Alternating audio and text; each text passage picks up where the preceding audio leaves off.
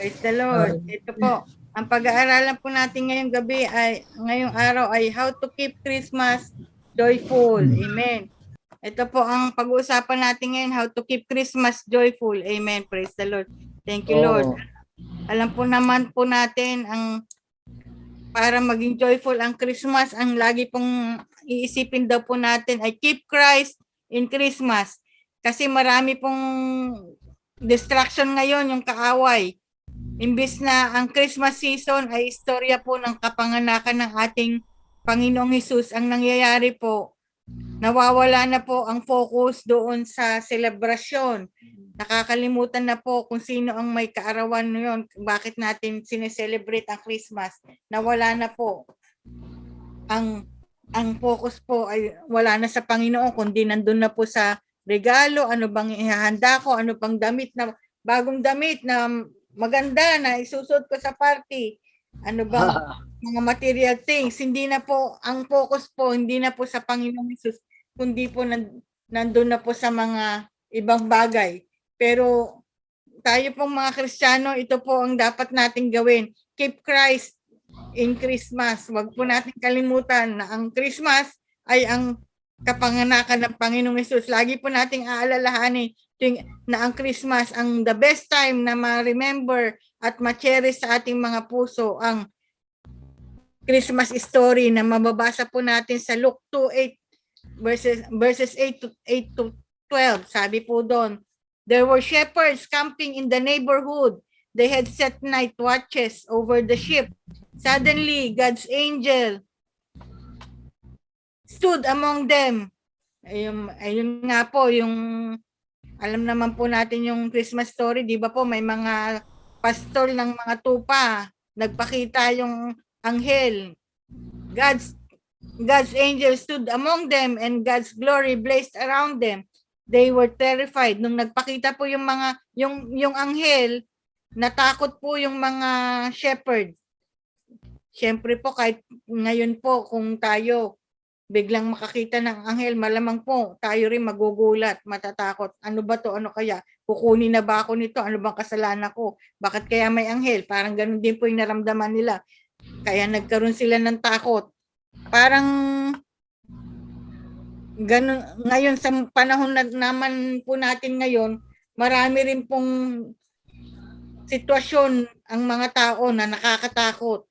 Pero po, binibigay po ng Diyos sa atin ang mga anghel, ang mga mensahero niya na huwag tayong matakot katulad nung ginawa niya sa panahong yon na ang mga shepherd natakot, ang binigay niya ay isang good news.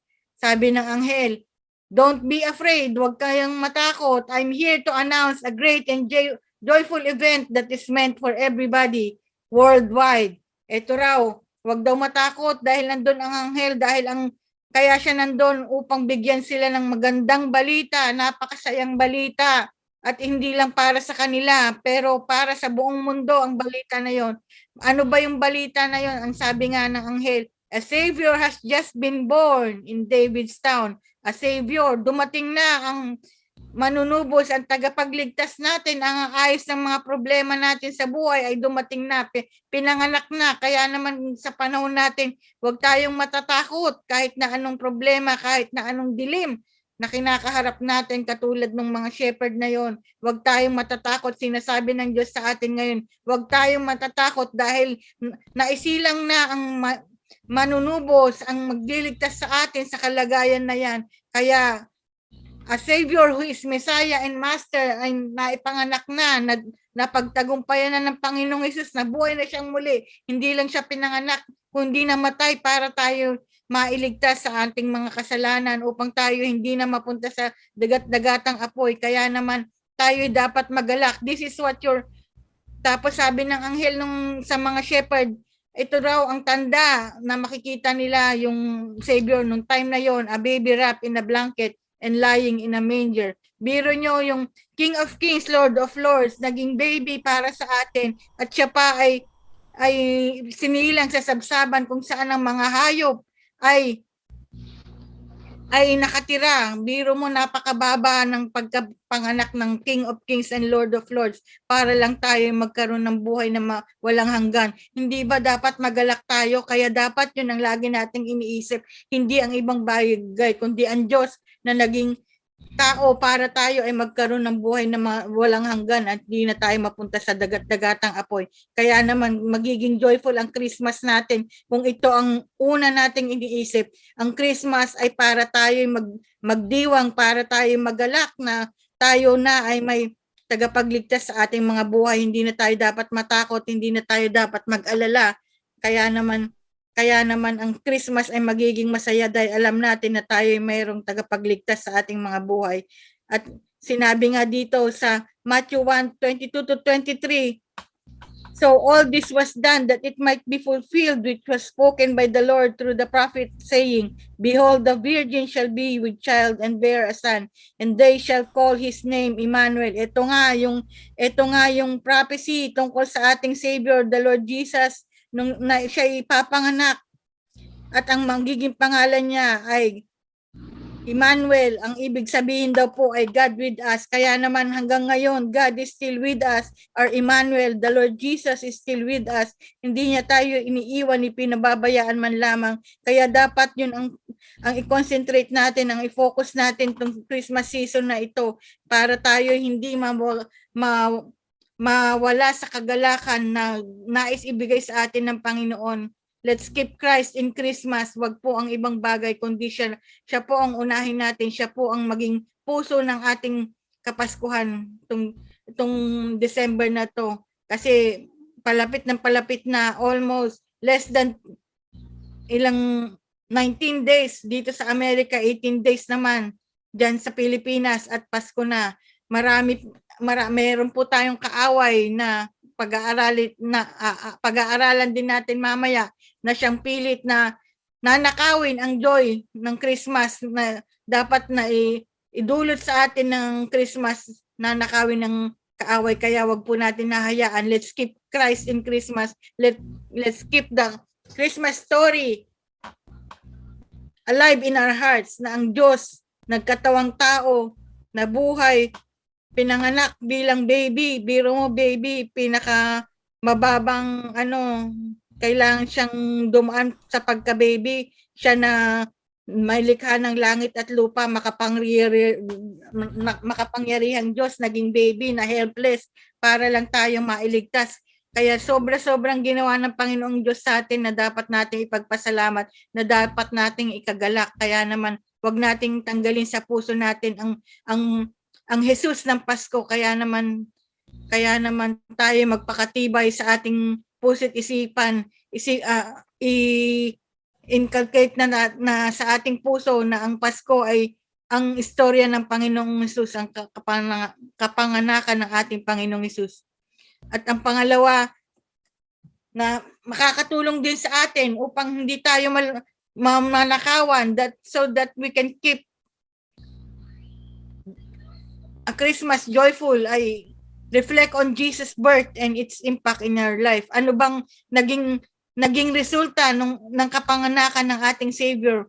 Sabi sa Romans 6:23, for the wages of sin is death, but the gift of God is eternal life in Christ Jesus our Lord. Ito nga po, nabanggit ko na kanina, ang gift of God sa atin ay magkaroon ng eternal life. Kaya naman hindi na tayo kailangang mapunta pa dun sa dagat-dagatang apoy, which is death, spiritual death na tinatawag, dahil tayo lahat ay nagkasala. Sabi nga dito, for the wages of sin is death. Bagamat nagkasala tayo tinubos naman ng Panginoong Hesus. Kaya naman, ang gift of God is eternal life in Jesus Christ our Lord. Kung tayo ay nagrepent at tinanggap natin ang ginawa ng Panginoong Hesus doon sa krus ng Kalbaryo, tayo nga ay mayroon ng eternal life. At yan, may assurance na po tayo, kaya hindi tayo dapat matakot at dapat natin ipagbunyi ito. Ito pong iisipin natin itong Pasko. Wag po tayong maging katulad ng mga hindi mananampalataya. Kasi po ang kaaway, ginawa niyang commercialized. Nanguna na yung commercialism. Imbis na Panginoong Hesus ang nasa sentro, minsan po si Santa Claus. Kaya naman ang mga tao lagi nang nag-aasam ng mga regalo. Imbis na maging magalak sila, maalala nila yung regalo ng Diyos, which is eternal life in Christ Jesus, ibang bagay na po ang nagiging atensyon nila. Kaya naman po pag hindi sila nakatanggap ng regalo, ayun, malungkot na malungkot sila kasi na-focus na sa material things, sa gift, imbis na eternal life in Christ Jesus na gift ang maging kagalakan nila, napunta na sa material things. Kaya naman po nananakawan sila ng joy of Christmas dahil nga po sa mga materialism na yan. Kaya naman po tayo, wag po tayong hayaan na maging ganun ang kaisipan natin. Lagi po nating i-reflect, lagi po nating ipapaalala yung gift na yon ng Panginoong Hesus sa buhay natin na tayo magkaroon ng eternal life. Sabi rin sa Ephesians 2:8-10, for by grace you have been saved through faith, and that not of yourself. It is the gift of God. Ayun na naman po, ang ating salvation is a gift of God. Yun po ang dapat natin kagalak ngayong Pasko. Lagi po nating isipan, hindi ako kailangan malungkot kung ako hindi makareceive ng regalo na inaasam-asam ko, na pinagdadasal kong malaking regalo. Pag hindi ko na-receive, okay lang dahil ang pinakamagandang gift naman, na-receive ko na, ang gift of God, eternal life in Christ Jesus for by grace, through faith in the Lord Jesus. Kaya naman po, tayo hindi dapat mawalan ng kagalakan sa Christmas dahil tayo ay nakatanggap na ng gift of life. Kaya tayo ay magiging magalak lagi kung ito ang lagi nating nasa isip. At alam nyo ba, yung gift of life na yon, ang salvation na ipinagkaloob sa atin ng Panginoong Hesus ay continuous po, maraming phase po. Kaya talagang nakakagalak po ito kasi unang-una, binigay niya itong salvation na to. First phase is tinatawag na justification. Ang justification naman, past tense of salvation. When sins are forgiven and a person is declared righteous. Kumbaga, lahat ng nagawa nating kasalanan noon, tinubos na ng Panginoon, binayaran na ng Panginoong Hesus. Kaya naman justified na tayo, just as if hindi tayo nagkasala dahil sa ginawa ng Panginoong Hesus dun sa krus ng Kalbaryo. Tapos ang sakop din po nito yung past tense, ngayon naman present tense din, sanctification, kasalukuyan, patuloy tayong binabago from glory to glory ni God. Ang mga ugali nating masama, patuloy na tinatanggal ng Panginoon at mas lalo tayong nagiging kawangis ng Panginoong Hesus dahil sa kapangyarihan na binibigay niya sa atin. Ang sanctification na to, na part ng salvation natin, is the present tense of our salvation. When the Holy Spirit works to transform us into the image of Jesus Christ. This process continues throughout a person's life. Habang nabubuhay tayo po ay nasa-sanctify ng Panginoong Hesus as part of our salvation. Patuloy po tayong binabago ng Panginoon Hesus. Kung dati po nagagalit tayo 12 times a day, ngayon 5 times a day na lang po. Hanggat mawala na po, hanggat naging 3 times, 1 time, hanggang wala na, nabago na pala tayo dahil po sa kapangyarihan ng banal na Espiritu na siyang bumabago sa atin from glory to glory. Kaya naman po ang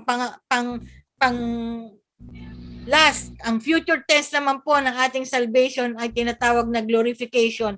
Yun naman po, pag tayo na ay nasa presensya na ng Panginoong Hesus, pag tayo na ay nandun na po sa heaven, yun na po, we will be glorified, we will have a glorified body. Kaya naman po lahat tayo magiging perfect na. Sa ngayon, para lang tayong nasa mirror, reflection pa lang nakikita natin ng Panginoong Hesus. Pero pag tayo na ay nasa langit, tayo magiging perfecto na, glorified na ang ating mga body. Wala na tayong sakit, wala nang karamdaman, lahat na po, wala nang iiyak dahil sa kalungkutan. Doon po, no more tears, no more pain. Doon po, puro na lang tayo kagalakan, worship ng worship na lang po tayo. Kaya lahat po tayo may ganong gift ng Panginoon. Unang-una po, justification, sanctification, and then glorification. Past, present, future. Kaya dapat po tayong magalak sa Paskong ito.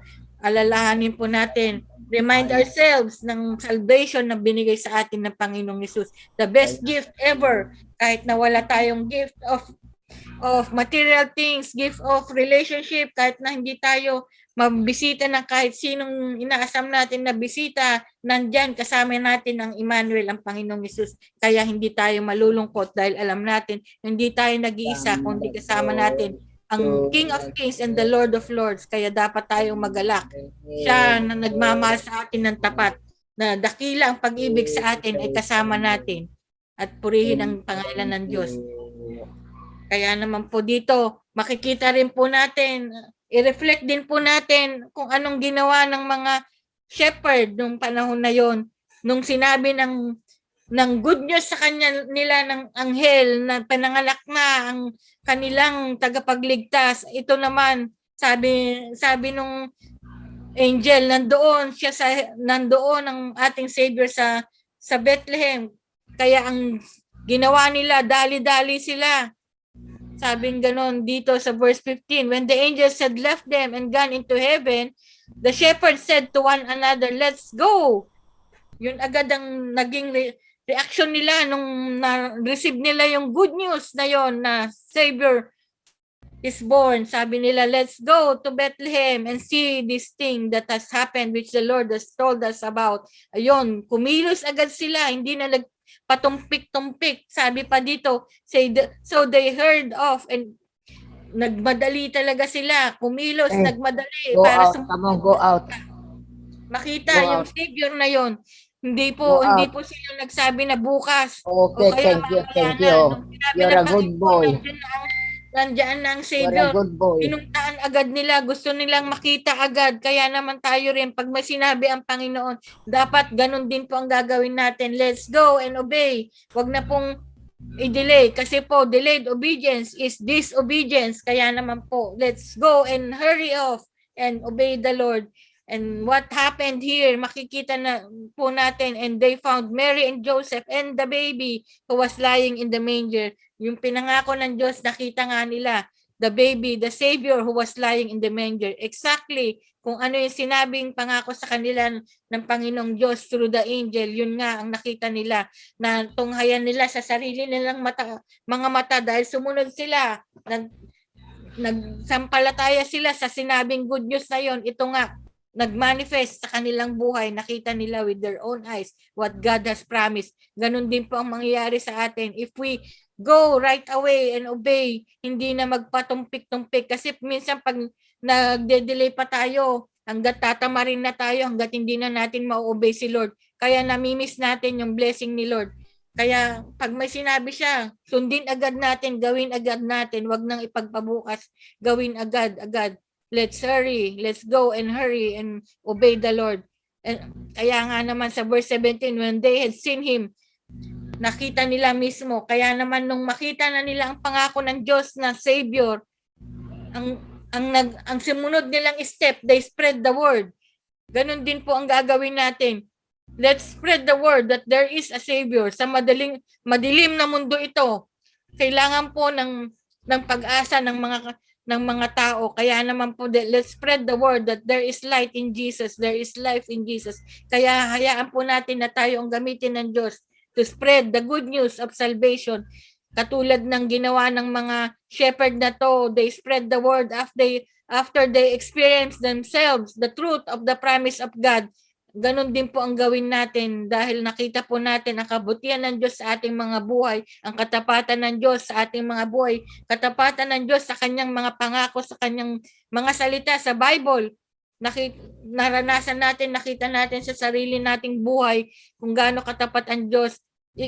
Ikalat din po natin, i-share natin sa iba kasi kailangan din po nilang makilala ang Panginoong Diyos. Kaya naman po, hayaan natin ang buhay natin ay magamit upang makapag-share din po ng good news na yon.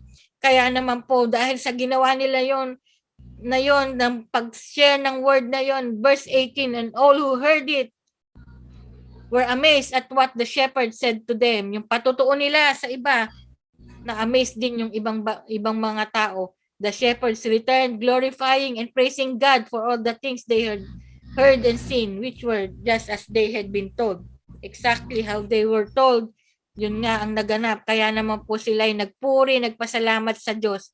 Kaya ganun din po ang gagawin natin. Huwag nating makalimutan magpuri, magpasalamat sa Diyos dahil sa kanyang mga ginawa sa ating mga buhay ng mga himala, pagpapala at mga answered prayers. Kaya naman po, wag tayo makakalimot na magpasalamat sa Diyos. At sa Kapaskong ang ito ay is a chance We to praise praise you, Him Lord. and thank We Him. thank you, Lord God. Amen. Your Thank you, love Lord. for us ay sapat. Ang pagmamahal mo Amen. sa amin, Lord, ay sapat. Amen. Binabago po kami araw-araw, Lord. Amen. Yes, Lord. Thank you, Lord, for the Pag-ibig mo, Lord, sa amin, Lord. sanctification. Ang Yes, siyang Lord. nagbuklod sa amin. Yes, Kaya Lord. kami, Lord, ay nagmamahalan, Yes, Lord. nagbibigayan at nagtutulungan. Opo, Panginoon. Salamat po, O Diyos. Ito po, pangatlo na maaaring makatulong sa atin to make Christmas joyful sa ating Kapaskuhang ito for this whole month of December. Remember, there is an enemy whose only goal is to steal, kill, and destroy our joy. But you have the power to trample him under your feet in Jesus' name. Yan po ang pangako ng Diyos. Ang kaaway nga, sabi nga sa Bible din, the thief does not come but to steal, kill, and destroy. Kaya be on the lookout for the enemy. Sabi nga, he is prowling like a roaring lion, seeking whom he may devour. Lagi pong naghahanap ang kaaway ng mapapain niya, ng mapapatay niya, ng mananakawan niya, ng masisira niya.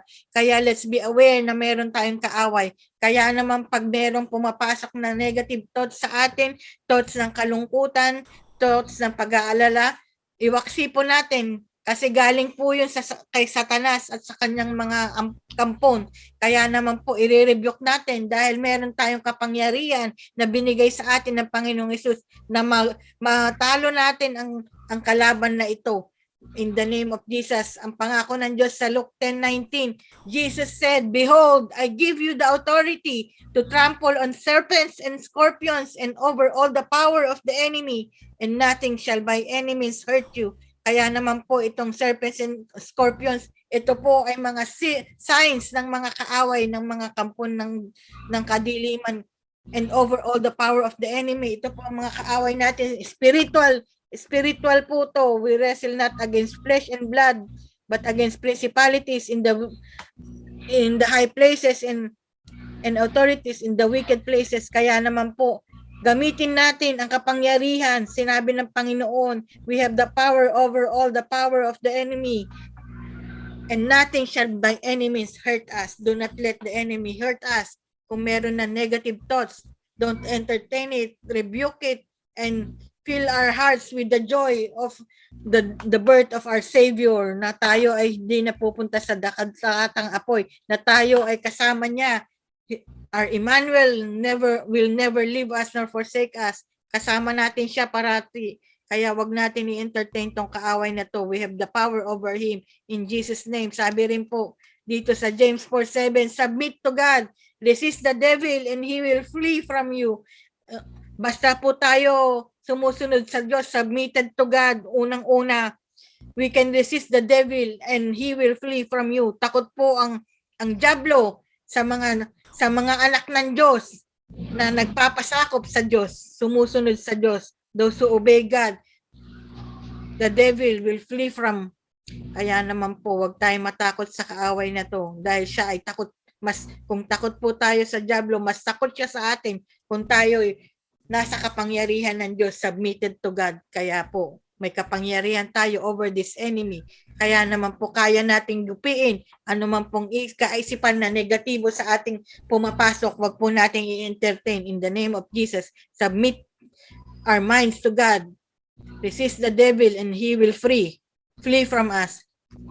At sabi rin po dito sa Matthew 28:18-20, pangako ng Panginoong Hesus muli sa ating mga sumusunod sa Kanya. And Jesus came and spoke to them saying, all authority has been given to me in heaven and on earth. Sorry, nabubulol po ako. All authority has been given to me in heaven and on earth. Sabi ng Panginoong Hesus bago siya umakyat sa langit sa kanyang mga tagasunod. At ito is also applicable to us na sumusunod sa Kanya. Sinasabi ng Panginoong Hesus, binigay na sa akin lahat ng kapangyarihan dito sa langit at lupa.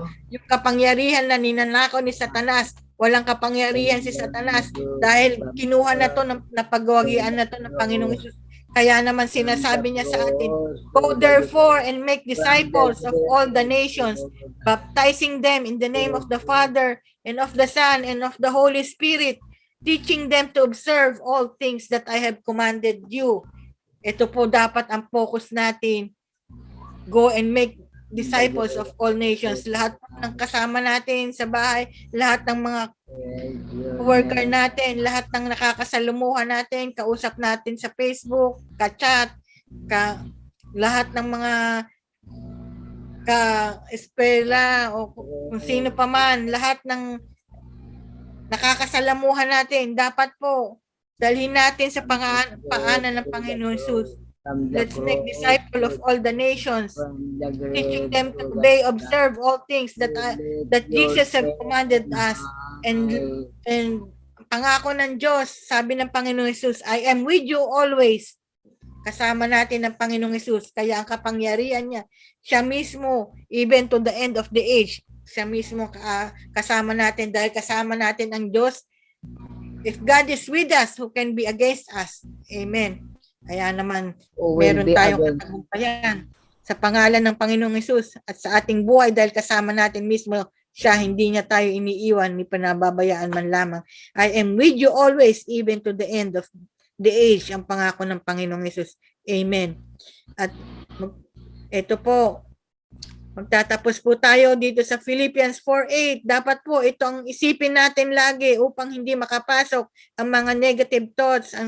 Finally, brethren, sabi dito, whatever things are true, whatever things are noble, whatever things are just, whatever things are pure, whatever things are lovely, whatever things are of good report, if there is any virtue and if there is anything praiseworthy, meditate on these things. Ito lang daw po ang iisipin natin. Pag may negative thoughts na, palitan natin. Put off the negative thoughts and put on the positive thoughts. Ano ba ang truth? The truth is we have a Savior that saved us from the pit of hell. Kaya naman po, dapat tayo magalak. What things are noble, whatever things are just, lahat po ng positive things, yun lang po ang isipin natin. Lahat ng praiseworthy, ang praise report natin sa mga buhay natin, yun lang po ang pag-uusap, ang pag-iisipan natin. Huwag po natin i-entertain ang negative thoughts. Huwag po natin i-entertain yung mga depressing thoughts. Kung hindi po, pagwagian po natin, resist the devil, submit to God, resist the devil and he will flee. Punuin po natin ang isip natin sa kapangyarihan ng Diyos na siya ay namatay para sa atin, na upang tayo magkaroon ng buhay na masagana, kasama po doon ang lahat ng bagay. Kaya naman po, dapat tayong magalak dahil kasama natin higit sa lahat ang presensya ng Diyos sa ating buhay. Hindi po kayang bilhin ng pera ang presensya ng Panginoon. The peace that passes all understanding, hindi po mabibili ng pera. Sabi po ng mga artista, marami akong, dati hindi pa ako masyadong delivered sa panonood ng TV. Marami akong napapanood pag ini-interview yung mga artista. Ang sinasabi nila, ano bang pag-birthday nila? Ano ba ang birthday wish mo? Ang sinasabi nila, peace of mind. Ha? Iniisip ko, bakit peace of mind? Ang dami nilang pera. Sikat sila. Bakit peace of mind? Yung pala, kahit ka pala sikat, kahit pala marami kang kwarta, kung wala ang Panginoong Diyos sa'yo, baliwala yun. Kaya, nasa atin ng Panginoong Diyos, kaya hindi kayang bayaran nyo ng pera. We have the peace that passes all understanding. The Prince of Peace is with us. Kaya naman po, we have everything that we need. Kung tayo po ay magpapatuloy sa Panginoon, lalo po tayong kumapit sa Kanya sa panahon na may mga pagsubok, may madilim na portion, ilalahanin po natin ang liwanag ng Diyos katulad ng nangyari sa shepherd. Ang pangako ng Diyos ay dumating sa kanila sa gitna ng kadiliman. Nung time na yon, maaari ang mga shepherd na yon pagod na pagod kasi buong araw na sila nagtrabaho pero kailangan pa nilang bantayan hanggang gabi, wala nang tulugan yung mga alaga nilang tupa para hindi ito manakaw o kaya walang mga lobo o mga yung mga fox, mga bears, lions na makakuha doon sa mga sheep na yon, kaya naman kailangan ng alagaan sila ng shepherd, walang tulugan. Kaya naman ganun din sa atin. Ang pangako ng Diyos, ang liwanag ng Diyos, binibigay niya sa atin. Kaya naman tayo dapat magalak dahil the gift of life, the gift, the Lord Jesus Himself gave Himself. For God so loved the world that He gave His only begotten Son, that whosoever believes in Him shall not perish but have everlasting life. John 3:16. Kaya naman po dapat tayo magalak dahil sa ginawa ng Panginoong Hesus, kaisa-isa niyang bugtong ng anak, dahil sa dakilang pag-ibig niya sa atin, sa laki ng pag-ibig niya sa atin na ibigay niya kaisa-isang bugtong ng anak upang tayo magkaroon ng kaligtasan. We shall never perish anymore. Kaya dapat po tayo magalak. Yun po ang lagi nating isa-isip, isa-puso sa Kapaskuhang ito. Ang pasasalamat sa Diyos, ang pagpupuri sa Diyos, ang pagsamba sa Diyos, at kung ano ang pwede nating maibalik sa Diyos, katulad ng ginawa ng mga shepherd, di ba? They glorified God, they praised God, and they shared the word of promise, they shared the word of hope that a Savior is born. Ganun din po ang gawin natin sa ating mga buhay, lalo na ang Kapaskuhang ito is our opportunity to share the birth of our Savior, that there is a Savior, that in the midst of darkness there is light if Jesus is with you, because He is the light of the world. Amen and amen. Then po tayo magtatapos. Kung meron po kayong masasabi, Auntie Helen, Mimi, tayo lang po ngayon, kaya marami tayong oras. Pwede nyo pong masabi. Ito po, ulitin po natin how to keep Christmas joyful, keep Christ in Christmas. Yes. Reflect on Jesus' birth and its impact in your life. It is the birthday of our Lord God. Amen. Kaya at nasa atin na po ang gift na yon.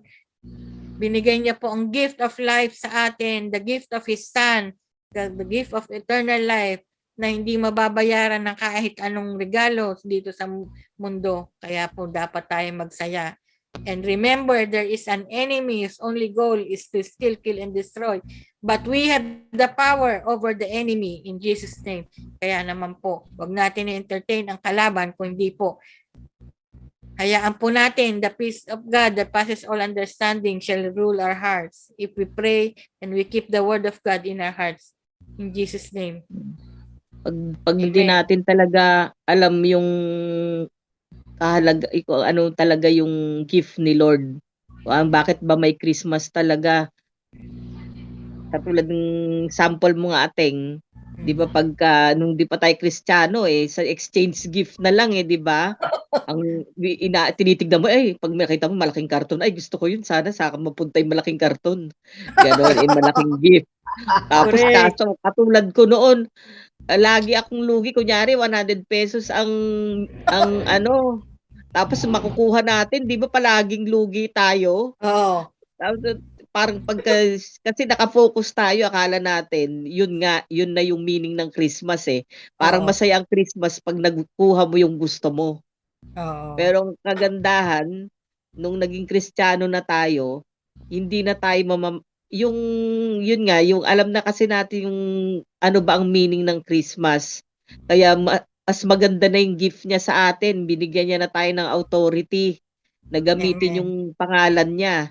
Kaya ano man yung kalalagayan natin, kunyari may sakit tayo o may problema ka, depressed ka, o kaya may problema ka sa finances mo, lahat na ng area ng buhay mo.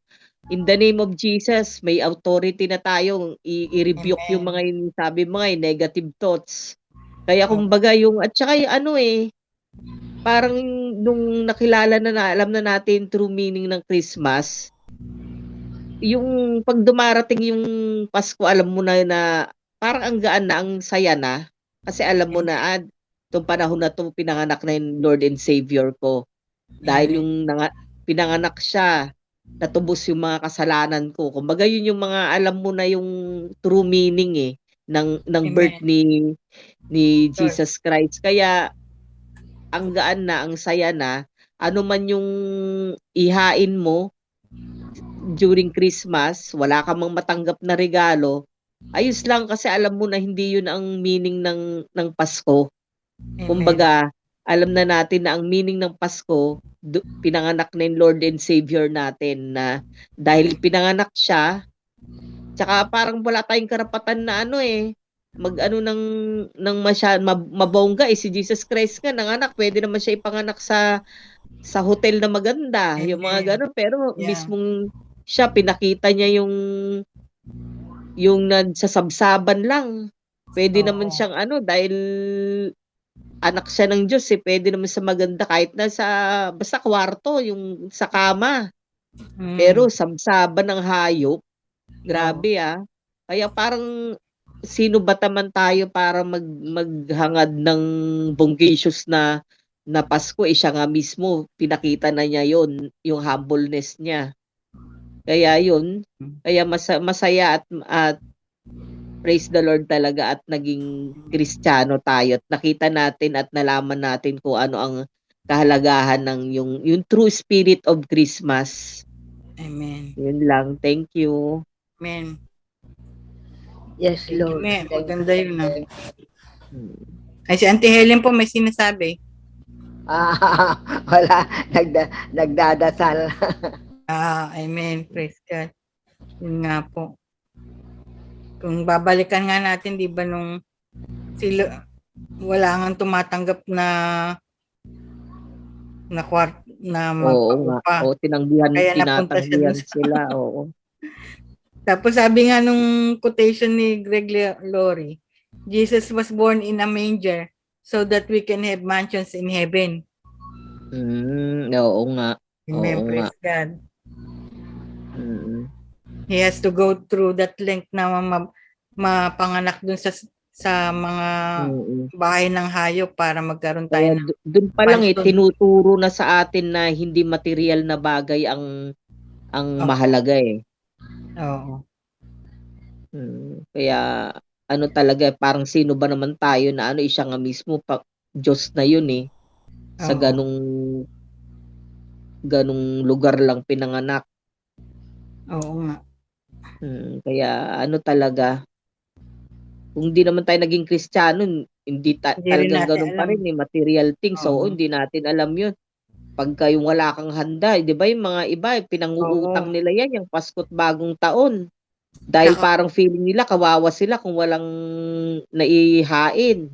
Tsaka sa Christmas party, kailangan bago damit. Oo, bagong damit mo na hindi ka parang feeling din, pag wala kang bagong damit, kawawa ka. Ganun ang palagi. Kawawa ka. Opo. Kailangan bago sapatos mo, bago ang damit mo, nakaayos ka. May malaking kahong kang ipangre-regalo. Opo. Tapos kung medianoche, kailangan meron kang hamon. Basta meron ka dapat na may handa. Kung wala kang may handa, wala na. Parang kaya iba pinanguutang pagkatas ng bagong taon, ayun na. Namumroblema kung paano babayaran yung utang. Paano pa naging merry yung Pasko? O ganun. Nawala yung focus. Kaya nga Paskong ito, Jingjing, sabi ko, na wala man lang yata isa sa mga pamangkin kong magre-regalo sa akin na kawawa naman ako. Walang hamang Paskong ito. Walang keso de bola. Sabi ko, Diyos Mariosep, sabi ko, kawawa naman ako nitong Paskong ito. Pero yan po ang natin naman na ginawa sabi ko nga ipakuan ko nga sa anak ni Pastor yung kanta na from the ground to the cross, from the cross to the grave, from the grave to the sky. Kompleto, maganda yun Amen.